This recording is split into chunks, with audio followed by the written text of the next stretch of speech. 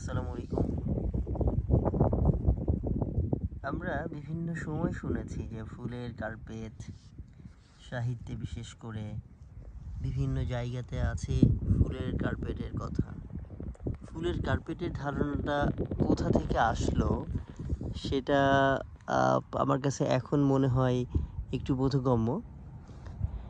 জাপানের কৃষিক্ষেতগুলোর যে সেই জায়গায় যদি এই সময় বিশেষ করে যখন সামার শুরু হয়, এই এপ্রিল মের সময়টাতে, তখন ক্ষেতের পাশ এরকম কার্পেটের মতো ভরে যায়। দূর থেকে দেখলে মনে হয় জমির পাশে লাল, বেগুনি, হলুদ, সাদা বিভিন্ন ধরনের কার্পেটে ভরে যায়।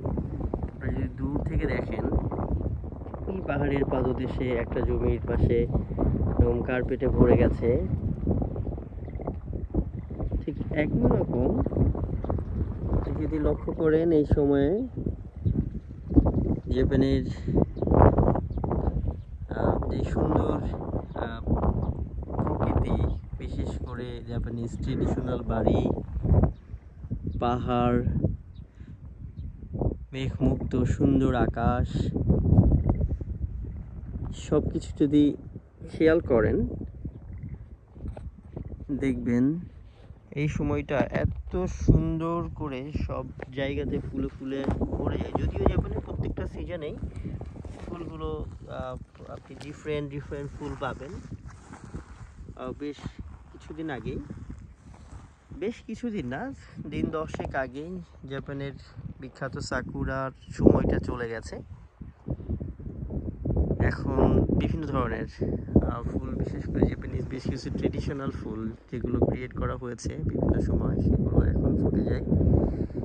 এটা একটি কৃষি খামার। চারপাশে আপনারা দেখতে পাচ্ছেন এটি গম বুনেছেন একজন কৃষক। এই পানিওয়ালা জমিগুলো ধান চাষ করা হবে। এই বাঁধটার ওপাশে একটা বড় জলাধার আছে, যেখান থেকে এখানে যে চাষগুলো হয় সেই চাষের পানি এর সংস্থান হয়। আপনারা দেখতে পাচ্ছেন পাহাড়। জাপানে খুবই চমৎকার, চারিদিকে পাহাড়, মাঝখানে ভ্যালি। এই ভ্যালির মধ্যেই যে সমতল ভূমি, সেখানে বসবাস এবং কৃষিকাজ করে থাকেন এখানকার কৃষকরা। সবথেকে চমৎকার ব্যাপার সেই ফুলের কার্পেট, এই বেগুনি কালার এবং পিঙ্ক কালারের ফুলের যেই কার্পেট এখানে দেখতে পাচ্ছেন, এ ধরনের প্রচুর কার্পেট ক্ষেতের আলে ভরে যায়। ধন্যবাদ। আমি আবারও নতুন কোনো ফুল বা কোনো কিছু নিয়ে আমাদের চ্যানেলে আবারও ভিডিও পোস্ট করব। ধন্যবাদ আপনাদেরকে।